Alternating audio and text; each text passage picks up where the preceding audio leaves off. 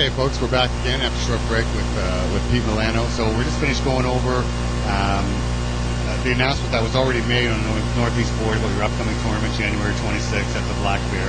I know you're trying to read my last few notes. It's you know what? I mean, you can really read this. There's nothing to hide. I don't have anything else. Tell me about the message board and the hater. I'll tell you what. That Northeast Board, and I am dying to get Kurt to figure this out. I have to be one of the original members. I have to be one of the original members of my board. After Team Maine, it was like Chris Ganji, Ron Klemba, me. Well, we actually want to talk to Kurt a little bit after the board, and since he originated the board and everything, it's become this huge Armwrestling network. So we'll talk to him about it. But we know that, but we want to get. No one gets to see Kurt on camera or anything. We want to talk to him about it. No, we're gonna get him. But okay, so the name the hater. What's that about? Tell me what that's about. A lot of comments that I made, and people just said, "Why are you hating everyone?" And I said, "You know what? Then I'll just call myself that." And it just kind of stuck. And then it became like international. It was retarded. I started seeing people, like I went to Mohegan Sun Worlds, and who was somebody from some country there. He came up to me and they're like, "Oh, you're the hater, you're the hater." And I'm like, "Yeah, okay." Like I'm out in Denver. I'm out in Denver, Colorado. I hear this guy talking. I hear somebody say his name. So now I know who he is. I don't really know who he is, but I know his name. So he comes up to me. He's like, "Oh, hater, I read this stuff in the message board. You're great, you're great." And I was actually on the phone. And I said, "James, did you hold on 1 second? Mark Clay wants something. You have something to say to me." And the guy goes, "Oh my God, the hater knows my name." And I'm like, "Oh, Jesus Christ, I'm not like some superstar. I mean, it's just like I'm very opinionated on a goddamn message board." And I mean, honestly, the thing is I feel like I just say what a lot of people won't say, but they think it. Are you saying a lot of it to get a reaction? No, I don't care what anybody thinks. No, okay. I just say what I feel, and a lot of times I feel like people read it and they go, I was thinking the same damn thing, but I just wouldn't say that. Yeah. Why not? What are you afraid of? You can't speak your mind? I mean, it's not like, a gun's going to come through the screen and shoot you because you said something. I mean, I just say what I feel, and that's it. Okay, but then, which is fair enough, and that's fine. But then you did say earlier in the interview that you can't go to a unified nationals because of comments you made on the board. Oh, well, yeah. So it also affected you, yeah. I've gotten in trouble a lot of times. I have never been in the South because of comments I've made, which I fully plan to apologize for, because Karen Beat has made that very clear that I have to apologize to this person. And I will when I meet her. Okay. I haven't met her. Okay. Not that I'm not sorry. I'm sorry if you see this. I made some foul comments. I will say it was funny. But it was funny because I didn't even obviously say somebody didn't think it was funny. No, it was. Do you not long string. Do you not find though sometimes that's part of the problem with the message boards? Well, it was. You know how we discussed how I kind of find out too much stuff. Yep. Well, I started to leak some of that stuff out on the board. Yeah. And this was the AAA board. This is kind of pre-Northeast board. And then the Northeast board came, and everything got a little more colorful and easier to do. So yeah. I made some colorful comments, and I felt like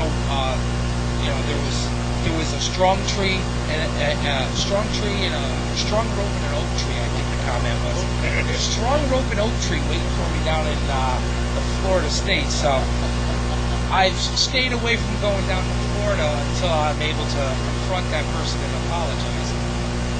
But it was still funny. And then I'll tell you off camera because I won't say anything. No, that's fine. I'm going to Florida. I'm going to Jacksonville in December. I'm Come on down. To be there December 8th. Come on down. I'm supposed to be down there pulling a 4-man mega match. I'm probably not going to go because I don't care. Anyway, so I made comments about Leonard. I had a big fight. Well, actually, no. I had a big fight with Leonard over a bill, which he was really breaking my stones about. I don't even know if you remember the board at the time. He actually went and created a web page calling me a deadbeat. So it was kind of like tit for tat. We were going at it. And, finally I said, you know what? You want to play these games? Then, well, I'm just going to no end, I'm gonna beat you senseless on the court. And then, I guess the guy's got like spine cancer or something. Yeah, I'm not sure exactly what form of cancer he has. I know he has cancer. Yeah, so I mean, the only thing I did was ask that the prayer thread be moved to the off-topic forum. I caused a freaking war because I was insensitive, uncaring, hateful, this, that, and the other thing. I mean, it was a nightmare. I just said move it to the off-topic forum. I don't want to read religion on an arm wrestling message board. I'm sorry if, Leonard Harkless has got some problem, What does that got to do with me? I want to know about arm wrestling, not, ill-willed arm wrestlers. And I didn't say nothing until the thing had reached page 5 on the thread. Okay. So, I mean, I didn't go out there and automatically attack them. Okay. I waited a substantial amount of time for everyone to get their view on it. And I said, okay, can we move it now? Because it was kind of like being kicked up to the top just so people kept remembering. And it was like, all right, enough already, So I'm the bad guy. Okay. And I don't mind being the bad guy.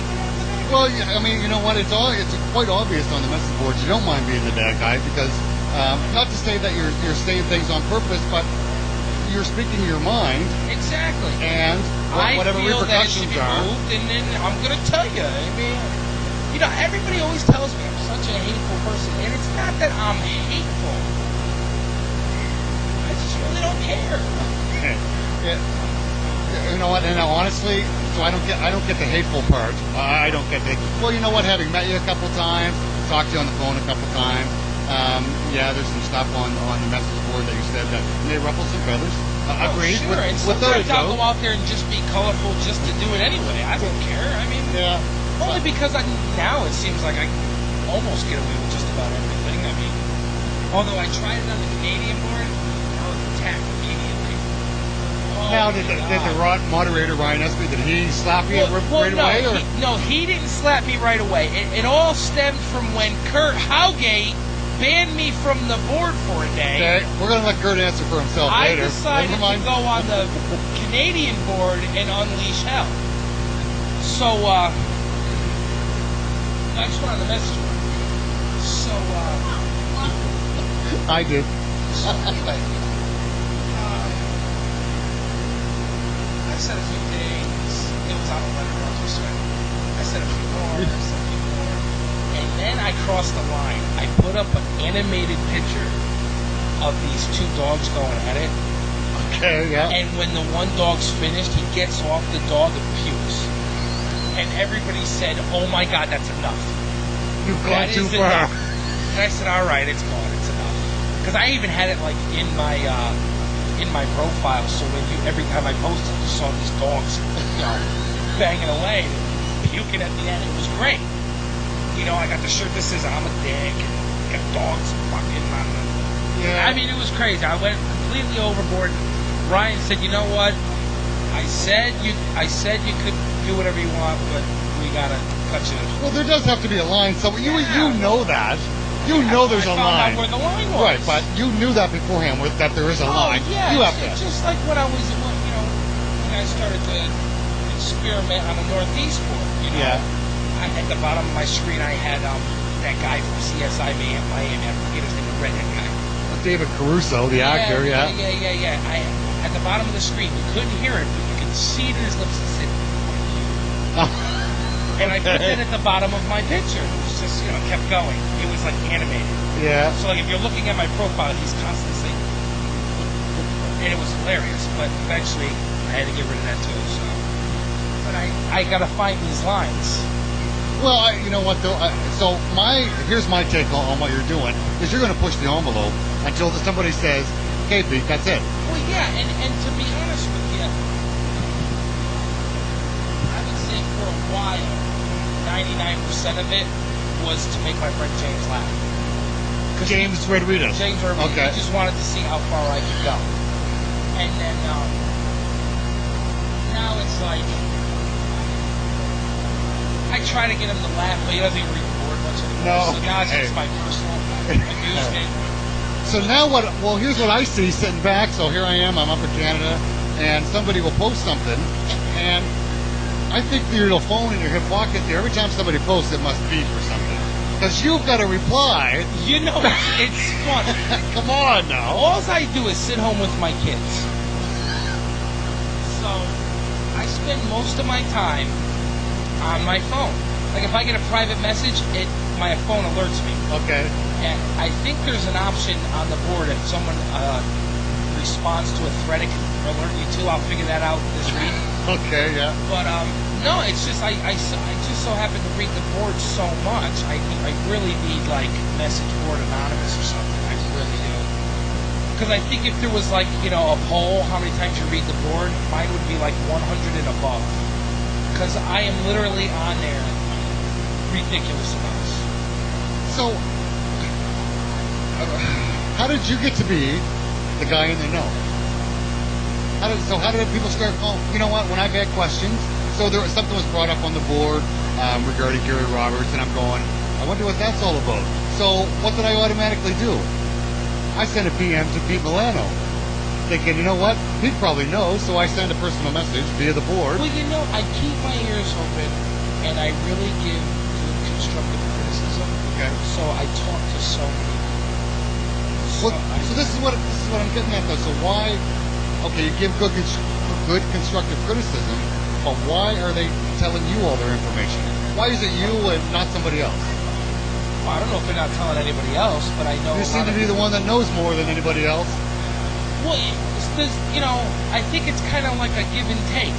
They'll give me some, and then maybe I'll give them something else. Okay. So maybe that's what it is. I don't know. I know a lot. I don't know everything, but I know quite a bit. And I keep my ears open. And like I said, I talk to so many people. So many people. I mean, it's ridiculous. Yeah. Okay. It really is. Okay. I'll sit on the phone for an hour with Ryan Espy. And then, 2 minutes later, I'm on the phone with Don Under. It's retarded. Those are my days. Like I said, 7:30 in the morning, I wake up, I go outside, have a cup of coffee, my clock off. 7:30 in the morning, I just woke up. What do you want? Yeah. And we gotta talk stuff. So Well, you know what though? That's a pretty big match. That match comes off between Michael and Jerry. Tim and Ryan is another pretty big match, and I know all of us out there are pretty anxious to hear the other 8 matches on October 1st. I really hope, and it sounds funny, but I really hope a lot of people come out to watch. Yeah. I hope a good number of people come to participate. I really hope just a lot of people come out to watch, because that helps your venue too. Well, yeah, it helps them, and I'm really just trying to break Christian into the idea of how to throw tournaments. This way I don't have to. I don't want to do it. So you don't want to host anymore yourself either? No, I don't. So what is it you want to do? I really want to buy like a trailer, the one that attaches to your car, and I want to drive across country, but I got to wait 16 more years to make it. Okay. Well, there must be other things. You obviously enjoy being around the arm wrestling world. The arm wrestlers are what keep me in it. The arm wrestlers are really what it's all about, in my opinion. They really are. And I'll tell you, there's one in particular, and I'm not saying this because you're here. Nope. But there is one arm wrestler in particular that just really keeps me interested a little bit more than everybody else. And who's that? Curtis Plashinsky. Curtis Smash Plashinsky out of Saskatchewan. Yes. Why? I talked to him on the phone. Yeah. And he's new. Yeah, very new. And he's got that sparkle. I'm not even looking at him. I can see it in his eye while I'm on the phone. Yeah. I can hear it in his voice.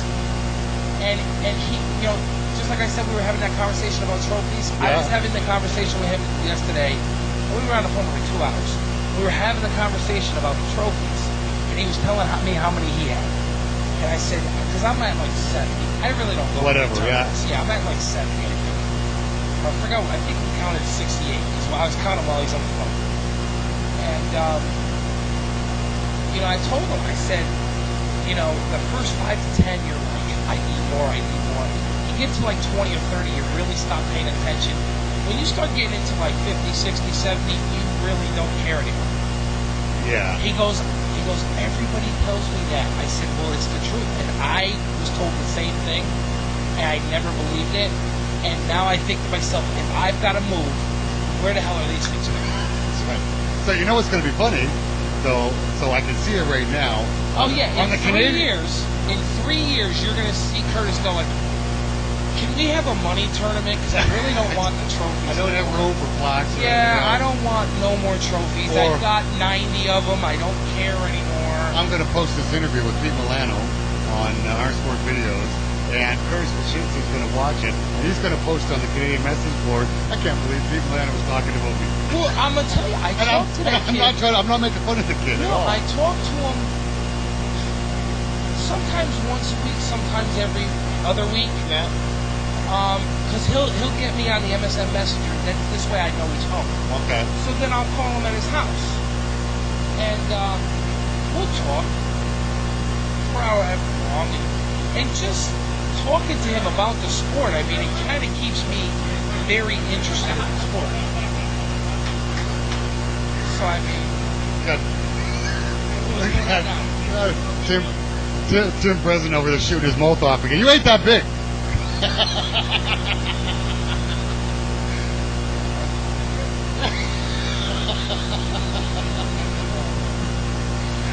Tim President's just off camera. poor Gary. Yeah, making Gary Roberts references. This is it's all yes, good Scott humor. MacInnis is the downfall of ArmTV. I'll say it again. Yeah, I think that's twice that's aired on our sport videos. Yeah, there was a Connecticut tournament that I was at saying the same exact thing. Scott MacInnis is the downfall of our sport, or ArmTV. There's other problems in ArmTV. Now, I'm not the problem. That's my opinion. That's just my opinion. Okay, so I mean, thank God I can keep him under control as much as we can. Oh, Gary, we love you. Crazy. Gary's a unique guy, and an awful lot of energy. However, that's okay. Anyway, so I only got a couple more things. No. Now I you know what? Now I've only got 2 more things. Now that you did bring them up. So what is your connection with ArmTV and Gary Roberts? Let me tell you what I remember. So what I remember is you and Gary having an argument on the board because some people were watching ArmTV for free. So I could have said that. No, I'm not. I mean, you didn't say anything. Gary Roberts and I have argued since the beginning of ArmTV. The first argument was I was sick and tired of seeing Harold riding inside of Gary's show because those are like the only 2 guys that Gary Roberts would film. Okay. So I ended up getting a bunch of footage and I sent it out to Gary Roberts to show him, you know, guys out from out here. And which entitled me to some free ArmTV in the very beginning stages. Okay. So I was like, oh great, you know, I get some free ArmTV and I get to see myself. And then as time went on, things went one way, then they went the other way, then we had agreements, then we had disagreements. It's been an ongoing process with Gary Roberts. I love him. He makes me laugh. Well, and so that was in the beginning, and there seemed to be some arguing and whatever.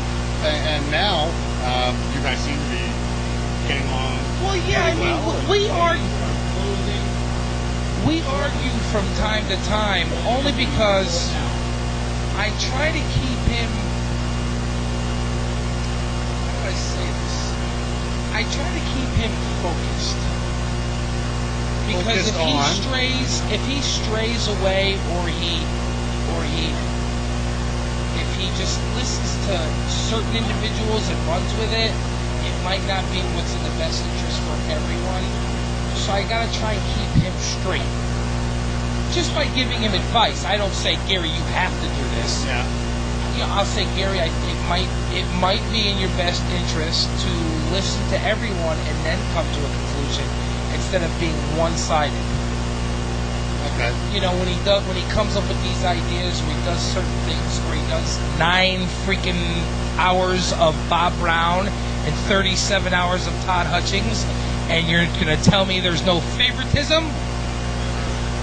Jeez. Okay. So. But that's my point. See, he puts himself in a position. Now, he does a 5-part clip with Bob Brown at Bob Brown's house. Yep. We gotta listen to Bob Brown for 8 hours or whatever it was. And then there's like 30-part clips of Todd Hutchings. And then for some reason, when Todd Hutchings and Bob Brown have something to say, Gary goes, "Oh, I completely agree with you guys." Gary, if that doesn't scream favoritism or blind because you don't see anybody else, well, what do you think? Okay, so what are you going to? The people are going to say, well, you know, Scott just gave people an hour. Yeah, but he's already given Rick Pickney an hour and a half. He's done one with Fred Roy. I don't know if you've done any other ones.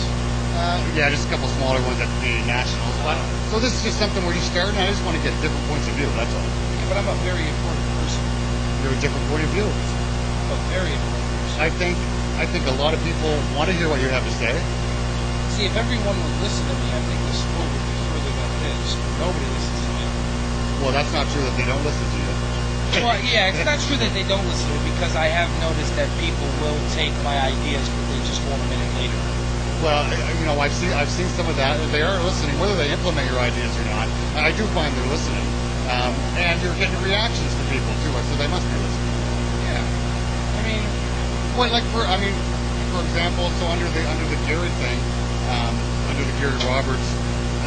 So from some people, I get it's a Gary Roberts versus Scott MacInnis thing. For me, it's not. Well, I think you know that. Of course it's not. And me and Gary have had this conversation. Anybody could do what you do. Yeah. Not everybody's going to waste their time doing what Gary does. Gary puts out, and this is no disrespect, but Gary puts out something, the quality is there. He's got very good quality. Very. You know, his product has more quality than what yours is. So, yeah, he should charge for that quality. And obviously he gets to most of the big events. Yep. If not all of them. So, I mean, you know, in order to keep that going, people have to realize it does cost. And I mean, $10 a month. I spend $40 a week on cigarettes. You need to quit smoking. I'm just saying. Yeah. If I spend $40 a week on cigarettes, I can spend $10 a month to watch arm wrestling. Because the arm wrestler that doesn't watch arm wrestling is not a very successful arm wrestler. Well, if they're not serious, well, they could be as serious as they want to be, but they won't be successful if they're not paying attention to their competition. And the only way you can do that is through, you know, ArmTV and now our more videos. Okay, and now my final one before we wrap this up. So there was different references made to you about being the hired gun of the NAL and Travis. So what was your connection with Travis and the NAL and the events he was doing? I was asked for Denver to help promote and get people to sign up for the open event. In return, my airfare was paid for. Seemed like a reasonable deal, and it turned out really well. So, and that's it? So once the Denver event was done? I done? was asked to do it again for Vegas, but I declined going to Vegas, so I didn't even bother pursuing any of it. Okay, so why did you not want to go to Vegas for the next event? Because I'm still trying to retire. Okay. Yeah, well. I mean, there's not much more I can physically do in this sport. I'm getting older. My body's shot. My wife's had it. I think that's the most important statement now. My wife is at it. I mean, what else can I do besides become a world champion? Big freaking deal. What else can I do? I've won money. I've won tournaments, and I've been on ESPN. So you don't have any interest in being a world champion? Well, no. Because, not for you. Well, no, because, you know, world champions are men of opportunity. Because you can become a world champion if, you know, this guy is there or that guy is there. You never know who the true world champion is or the true national champion, because you won't ever get everyone there. Well, I mean, and that's true. The nature of the beast is not all the best always show up to every nationals or worlds. But like in football, when you got the Super Bowl champions, they are the champs. They toughed it out all year long and did every game and did everything there, and they won. So that made them the NFL Super Bowl champs. Yeah. You can't say that in arm wrestling. No, true. I mean, that is true. And still to this day, depending on what organization you want to talk to, there's still a few different world championships. And my thing is too, it's like, and it's not to like toot my horn or nothing, but I mean, I've beaten more world champs than anybody has world titles, so what's the point? Okay. So as far as the NAL and your involvement with Travis, so that's it? That's it. I mean, me and Travis are friends. Yeah, no. But I mean, that was the extent of it. You were just helping promote, and that's everything. So. That's it. Okay. I mean, of course, I'd do it again if I was interested in going somewhere. Sure. But I think by the time the next event runs around in February, he won't need me. So I mean, if I wanted to go, I'm kind of out of a ticket, but then you're paying your own way. yeah, right? which is in Los Angeles. So you're telling us here. So you're telling us here now that the next From NAL, what I've been told by a few people, the next NAL is in February in Los Angeles at the Iron Man show. Okay. I And don't know the exact date yet. but as far as One after that will be in June at the Sean Ray Classic in Denver, Colorado. I'm pretty sure it's in Denver again. And then the Mr. Olympia in Vegas in September again. Yeah, three shows a year. That's what he's doing. That's the plan. Yeah. Is 3 shows a year. Three Okay. shows a year. Okay. So, but now as far as People Land is concerned, it's January 26th is the next thing that you're really involved in. Yeah. And anything else is just if I call you and ask you to come somewhere. Yeah, I mean, if after this I'll be at Mohegan breaking everybody's balls. Okay. Because I probably won't arm wrestle because the wife I think has to work, even though I signed up online just for the shirts. Okay. And then what's after that? I don't know. I'm supposed to pull Tom Taylor from Erie, Pennsylvania, but that's probably never going to happen. And I don't know if I'm ever going to go to the tournament for the rest of the year. I think after Mohegan Sun I might be all done. Oh no, I had the September Slam Down, which I'll be at. September Slam Down. Chris Gange's tournament, September 29th. Okay, I'll be in Bulgaria. I will be covering the world in you'll be at Bulgaria. the World. Yeah, sorry. When all the real arm wrestlers will be in Vegas. Ooh. But I won't say nothing. Ooh. But anyway. I'm just waiting for the reaction because somebody's going to have something to say. I'm saying if Jerry Cataract, Devin Loret, Dave Randall, Travis, Ryan, Tim Preston, Ron Bath, all these guys are in Vegas. Who the hell is that Worlds? That's about to be seen. We'll find out when we get there at the end of September. Who's going to be there? What's going to be interesting about that? We're going to have to wait and see. You know what's going to be interesting? Who the new world champion will be. Yeah. Because of the opportunity that was given because of Vegas. Well, there's more weight classes than just the super heavyweight. There are more weight classes and there are more people to watch. So I don't care. No, guys. No, you don't. Lots of arm wrestlers out there do. Yeah. So that being said, I think that's about it from here for now.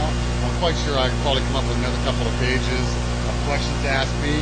And I do plan on attending his tournament in January. Maybe in January we can sit down and... Does under 200 really matter? I mean, come on, you're not even really a man yet. All right, Pete, thanks. I appreciate it, buddy. All right, and that's it for Scott MacInnis and Pete Milano here at Old Orchard Beach, Maine, Slam with the Sound, and we're out of here. Thanks again.